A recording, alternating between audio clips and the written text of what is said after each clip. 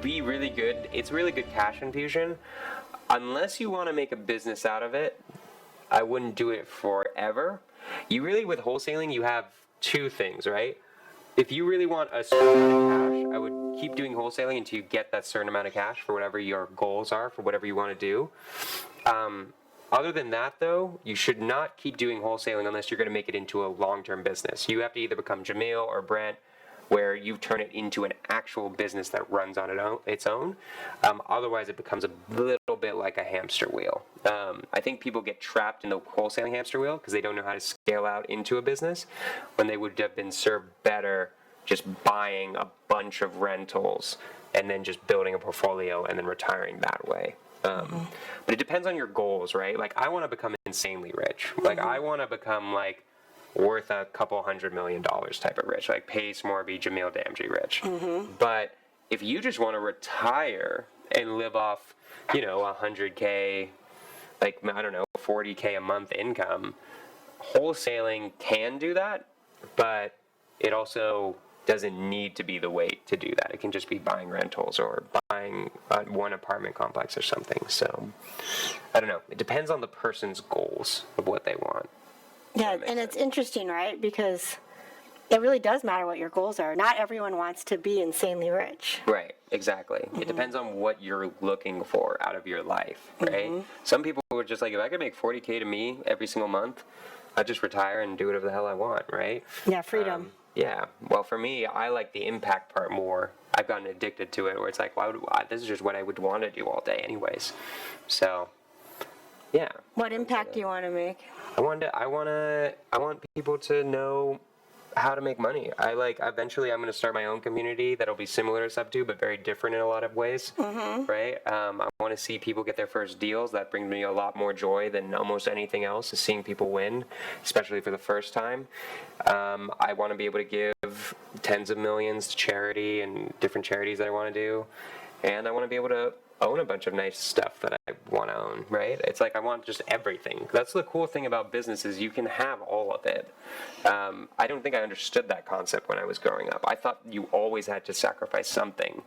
I don't think with business you necessarily need to sacrifice anything except maybe the time to grow the business, but you can have everything you want in life. There aren't necessarily either ors.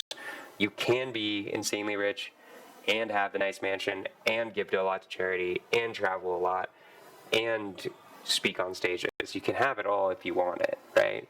I think that was the biggest mindset shift for me, where it was like, I don't need to sacrifice the mansion for the speaking or the speaking for the mansion or something like that. I learned that you can have all of it if you want it. All of it. Why not? Why not have abundance in every area of your life, right? Exactly. And you can have impact.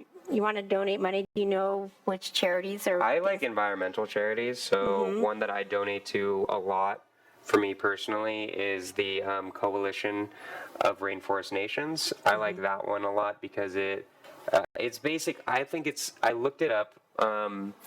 Its effectiveness. So I did a lot of research into the charity. So it's really good in the sense that its effectiveness at getting rainforests saved is better than any others, because they have this really interesting program where it's like, I believe how it works is they basically, if a government can prove that they've reduced how much rainforest is being consumed every single year, then they just pay them money, which I think is a really great way to motivate a government or businesses to do the right thing, is just pay them. Yeah. Right? It works for me and you. Right? So, like, I think it's genius in, like, being like, hey, you cut down this rainforest, you'd make $20. Well, what if I pay you $30 not to cut it down, right?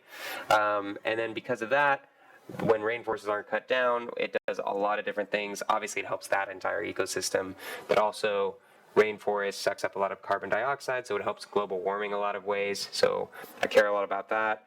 And so that's just personally like the charity that I give to. I've given to other charities too, but that's the one that's the most consistent probably. For you. Yeah. Yeah, I love it. Yeah.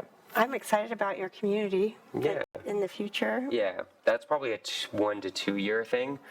Tyler, my integrator partner, wants me to start it now. And I'm like, we're starting it with the social media.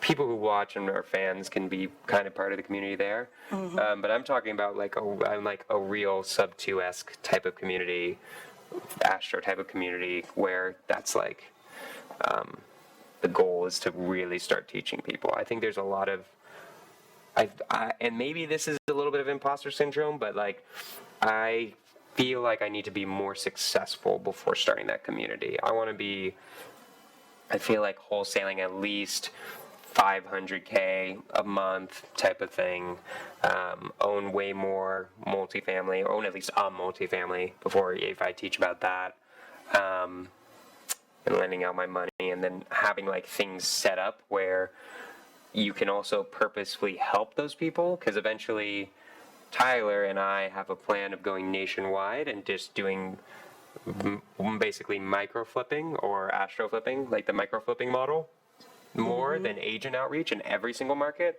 Because micro flipping you can do in every single market if you do it right. I would not recommend it for most people, but I'm really good friends with a guy named Curtis Harvey who's done it, so we're going to study him. And then my students, I'd be able to sell any deal for them in any market. And also my social media, I can start actually using anybody's deal and sell anybody's deal. So that's hopefully going to start by the end of the year, or by like quarter 3 or quarter 4. We're going to try to technically open up in every single market. Right now, we're just in Northern California trying to figure it out there.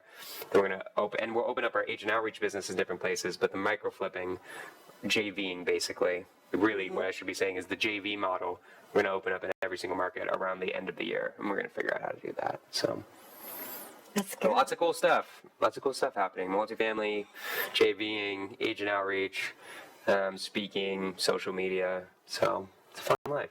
Good time. It's good, right? And you're young, you have energy. Yeah, why not? What else is there to do? I don't have any kids. Yeah. Not much else to do other than work. It was just something that I was thinking about. I don't know how you feel about this, but I was thinking, maybe this is because I don't know if this is a workaholic trait, but I get really bored if I have nothing to do after a while. I get just bored of Netflix and stuff like that. I can watch a TV show for a little bit, but then eventually I'm like, okay, I need to do something productive. I can't just sit on my butt all day and just watch Netflix and hang out and do nothing. I don't know. Yeah, I I have. get bored. I like to do nothing for a while, like get a massage. I'm really not, I like Gilmore Girls, which is just an old TV show. Okay. I've heard of it, but I don't know at all what it's about. And I didn't know what it was until I had my surgery. But other than that, I like to go paddleboard or do something athletic, like on the water or swim or go to the beach or something. But to just sit and mindlessly do nothing is Pretty boring. it's hard for me too. And I think it's nice to go on vacation or read a good book, but mostly all the books I read are self-help and self-improvement or business books or always. Or church type stuff. But other than that, I don't just ever. I just think I don't know. I'm getting to the point where like my business is becoming my vacation. I mean, I'm in Orange County right now. I know. Like, it's I'm so just nice. like, I'm traveling to Orange County. This is like, yes, I'm going to be speaking, but it's also a vacation. So I'll do the speaking, which is technically work. And then we just go see Orange County or San Diego or LA and just hang out. And so I don't know. I like it. With your friends. With my friends. With my real estate friends. Yeah. Who also have awesome goals, right? Yep, who have also really cool goals. And want to make big impact in the environment. Yeah, and then I just learn stuff from them. We grow our businesses together. It's just, I don't know. This doesn't feel like work that much when I'm traveling like this. It feels more like I just took another vacation. So it feels like I'm on vacation like a quarter of the year because I'm like traveling a quarter of the year. Well, I think someone famous said that when you're in love with what you do, it doesn't feel like you're working. Yeah, exactly. And I do feel like, especially in real estate, I feel like it's never the same. Each deal is always different. Yeah. And there's different factors, different people, different challenges to overcome, and different problems to solve. And so even though it's all encompassing in real estate, it's never the same. It's not boring. It's not the same thing over and over and over again. If you keep growing, it also doesn't get boring, right? Like I got bored of closing deals, but I'm Now the new challenge is managing people. That's a really interesting challenge that I really like, and it's really fun. But that's the new challenge for me. It's like, okay, so how do we grow this business? How do we manage people? How do we inspire my employees to be the best human beings they possibly can be? It's one thing to be on the journey of making yourself a really good human being. It's another thing to be able to inspire another human being to do it. So, yeah, so that's a cool, fun time. Yeah, and don't you feel like as the satisfaction of seeing somebody else be inspired to live the life that they're meant to live and create a container that's big enough to hold the dreams of other people in it, Yeah. it's pretty cool. Because like you said, not everyone wants to be extremely wealthy, right? Yeah. And so when your dream is big enough to make a container in a space to hold all different sized dreams of other people along the way, and that you create that space for them, I think that's a very satisfying thing. It's a cool thing too, in the sense that like I've realized that because of my ambitious employees, I have to get even more ambitious, right?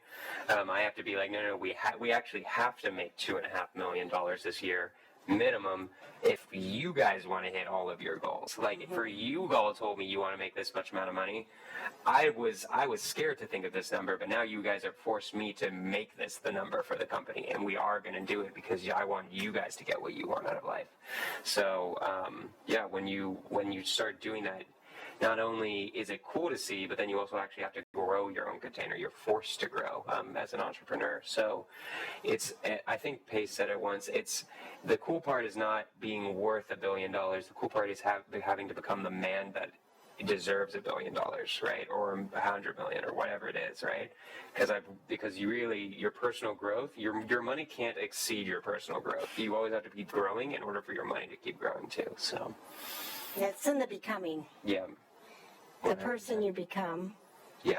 Because exactly. You'll never exceed, your net worth will never exceed your self-worth and your personal development. That's a good way of saying it too. Right? Because we only can attract the things we feel like we're worth having, right? Yeah. And I do like that when you have employees that have big goals, it puts you in an environment that you're like, okay, this is possible, right? Yeah. Well, I don't have my watch on and that clock hasn't moved, so I don't know how long we've been talking. Isn't that funny? It's like, oh, my watch. I sometimes forget to wear my watch. Do you do anything for fun besides real estate? I'll do some things. I like going on hikes. So what I do is, I'm not religious personally, but I like taking a lot of lessons from religion. I'm like, I'm gonna even though I personally am not religious, I am gonna steal some things from things like the Bible and the Tanakh, which is like the Jewish Bible, which is the Old Testament. Islam, and there's all these different religions, and I really like the idea of taking one day off where you just don't think about work. Like it's actually commanded that you don't think about work. Yeah. And because naturally I want to think about work all the time, but it's like, okay, I'm gonna force myself not to this one day. So the one day I usually go hiking, or hiking is the main thing that I like doing, I would say, because I live in Denver now, so there's so many beautiful hikes in the mountains all over there. That, or just see a movie, go to the theaters, just get really good food. I'm trying to think of other things that I even do. I go to the gym every day. That's almost every day. A non-negotiable. That's a non-negotiable. But so I don't know if that counts as work. But no, that's physical exercise. It's good for your mind, body, and spirit. 100%. And then I would say it's usually just a hike. I would say I'm trying to think of other things I would do. Exploring. I like exploring Colorado because I've only lived there a year, so there's lots of things to see and be like, ooh, that's cool. So to just go to a hot springs or something. But yeah, that's I'd say that's that. The vast majority of my life would be under the work umbrella, for sure. But I like it that way. I don't know. It's more fun. I do think resting, I know it's a commandment in the Bible, to have a day off and rest. But I do think that resting is a very important part of health, mental health. And somebody said you should take a day to sharpen the saw. Yeah. I don't know if that's Stephen Covey. Yeah. It's Yeah. also a good day to do things that aren't like work, but are like more relaxed development, if you would say. That's my reading day. I usually read only one day of the week. I don't really put out the time to read during the week other than that. So I do a lot of reading that day too, which I don't think it's work. I don't think that counts as work, even if it's personal development. It's a personal development day a lot of times too. So like, I feel like mainly the reading is like the personal development, and then just, I think even though I'm not working, that's when most of my natural ideas come to me, because I'm not actively doing anything. So ideas come to me that day, and then I'll write them down and deal with them the next day. But yeah, my business did a lot better when I took a single rest day, because at the very beginning, I worked every single day, including Sundays. And then my dad was just like, try it. Like, try taking one day and see what happens. It's like, trust it. He's not, I don't think he's insanely religious either, but he's like, but there's wisdom to this. Try it out and see what happens. I'm like, all right, fine, I'll try it out. And that's when I started actually getting deals, because before that I wasn't getting any deals, but then I started getting deals. So I'm not religious, but following the wisdom of it helps a lot. Is there any other wisdom that you follow that you've gotten and gleaned from a religious group? That's the main one, I feel like. That's the one that definitely like hits the most. The other stuff you could argue is more philosophy versus religious stuff. The idea of meditation / prayer, I think the same thing happens when you're praying versus meditating. I think they're really similar. I agree. Because me and my company meditates every single day in the morning. And that's a really key part of it. In that way, understanding that part of it is really good.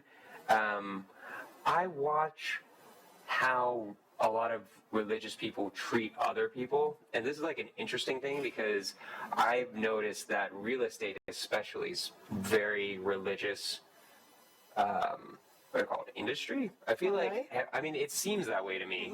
I don't know. Tell me more about that. Yeah, I know. But it just seems like Jamil, the whole Keegley's Christian, Pace is pretty or decently Christian. I just see a lot of people talking about God and stuff like that. Jerry Norton, like almost all of them have a lot of religious belief.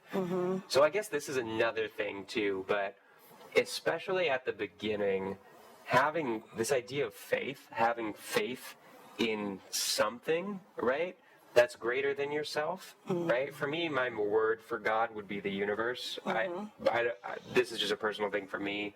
I never liked the idea of how God is portrayed usually in media, where it's just a guy in the sky. I like the idea of like there being a universe, right? And there's like a cosmic order to things, and there is something greater than us. That I do believe in.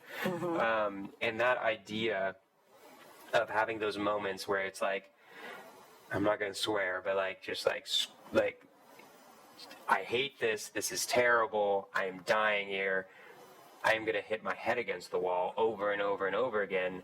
But then having that moment of just like, you know what? I just got to trust that everything's going to be okay. I got to like put my faith in the universe and just keep moving.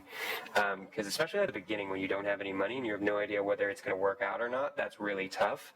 It becomes easier when you have some evidence that you're good at things too. Like you've done some deals and then you can build off that. Especially at the very, very beginning, having that faith is super key. So I feel like I stole that from religions in some ways, of just being like, just have faith, just trust. That if I was like completely atheist, I don't think I would have. So I don't know, probably those two. I could try to think of other ones too. There's other things I'm probably just forgetting about, or it came from religion, I just didn't even know it came from that. I love the faith thing, because I love that you recognize on Sunday when you take the day off that those downloads come to you. Yeah. And those inspirations come from the universe. Yeah. God, I would call it God, you call it the universe. Yeah. And I love that when we start writing those down and acting on them is when I think we limit God. And I think, like you said, you believe anything's possible, right? And that is so true. But I think at some point when we're all little kids, we believe that. And then somewhere we the world gets to us or something happens culturally or our family, school, whatever, just life, we start limiting our, what we think is possible for ourselves. Yep. And I do believe that believing in a higher power, God, faith, having faith to know it's all going to work out, because it is, being an entrepreneur is a very different job than having a job and showing up week after week and someone else tells you what to do. Here's your paycheck. Yeah, it feels more secure, even if it's not, but it feels more secure than entrepreneurship for sure. So you just need that, and you need that. I don't know, and yeah, I definitely like taking the wisdom from religious texts for different things. I don't know, like, it's hard because some things, it's like, I don't know if it straight comes from like religion or if it just comes from like general good business books that I read. Eventually it all starts mixing together. But yeah, I'd say those two are the main ones that like I really feel like are super important. It's like the taking a day off, that faith, especially at the beginning, and I also add the meditating. When I do the meditating, that's also when I get things from the universe. Yeah, I would say that. Yes, and I feel like I didn't understand, because I am really religious. Yeah. And it's interesting is I learned about meditation later. Yeah. First I learned about prayer because I was a kid growing up, right? And then I learned about meditation, and they're different, but they're similar. But they're very similar, and I do love a good meditation practice because I feel like it's very centering. Yeah. For me, because I follow Joe Dispenza and I read a lot of his stuff, and I just feel like when you can zone out, and Wayne Dyer was really big on meditation too, and it's interesting, all these different things that intersect, right? Yeah, 100%. This will probably be the last one. This was one I was thinking about kind of recently that's like related to the religious topic. Just going back to your question of like what else from religion has affected my entrepreneurial journey. Learning that my intuition is always right. That was one thing that like, I don't know, you could say that's from God, or like I think religious people would say that's from God. That definitely feels like something more than me, like just something telling me I need to do something, and it's just a feeling, and I can't express why I need to do it, and even logically it doesn't seem right sometimes. Every time I don't listen to it, it screws me up. And since we're on a podcast and we're talking about it, it was something I was thinking about the other day, because I don't know if you know the story of Jonah, because I know you're Christian. I've been walking around your house as Christian, so you guys probably know the story of Jonah. And that's my name, and it's all about the story of a guy who got a mission from God, and then he's like, no, I'm not doing that mission, I'm going to go my way. Then God like forces him to do the mission, puts him in the belly of a whale, has a whole storm because he was disobeying God. Goes there, he completes the mission. I've realized that I have that same intuition, and a mission from God or the universe or whatever is in me, in the sense that I get that I have a really good intuition about what I need to be doing with my life in general. I have the intuition about the Peace Corps that I need to be doing that. I have the intuition about the business. I have the intuition about my business partner. But this is like an interesting story. I had the intuition about my business partner, but I ignored it at first because a lot of people around me were saying, don't get a business partner, giving up half your business, you could just hire it, why do that? And then once I did that, my business started tanking. It started doing even worse, right? I don't know. That was a little weird. That was like, okay, if there is a God, that was definitely God. Being like, no, go get the business partner. You need to do that. And then my business recovered and then doubled. So, I don't know. There are little things like that. I'm always listening. I'm always keeping my ears out, I guess. So. I never thought that your name was Jonah, and that Jonah and Nineveh story and the whale. Yeah, so I just thought about that. I connected those two. So, yeah, I know a lot about it. And so, yeah, that's like probably the last thing. I think that's the most I connect religion with the business that I can think of. Interesting, huh? Yeah.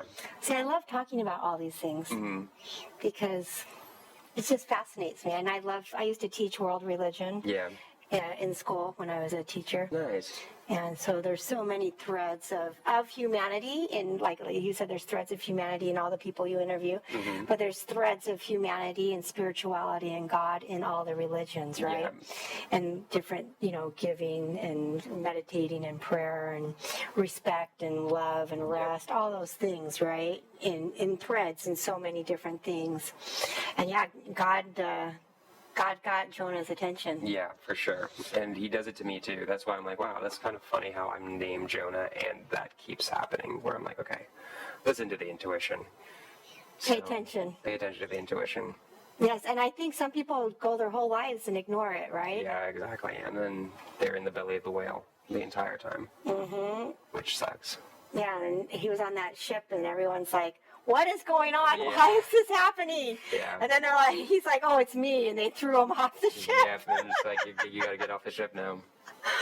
Oh, yeah. You had a feeling I might know that story. Well, yeah, I mean, you got a lot of Christian stuff around. Yeah, I got Jesus you have here. Jesus in there, you had Jesus there, Yeah. a bunch of Christian stuff. I'm like, I think like she knows the story of Jonah probably. Yeah, it's interesting. I felt like I should put more Jesus pictures in my house. I used to have a lot of Jesus pictures in my house because I went through a period of severe adversity in our family with some challenges, and it was just maybe to help remind me that God's always watching over me, because I think sometimes we can forget that our faith, that what we have faith in, and it's easy when things are going well, but when you have adversity and challenges, I put Jesus everywhere to remind me that I worship a God of possibilities and an all-powerful God, and it really helps me just to remember, and because he's become like my best friend too.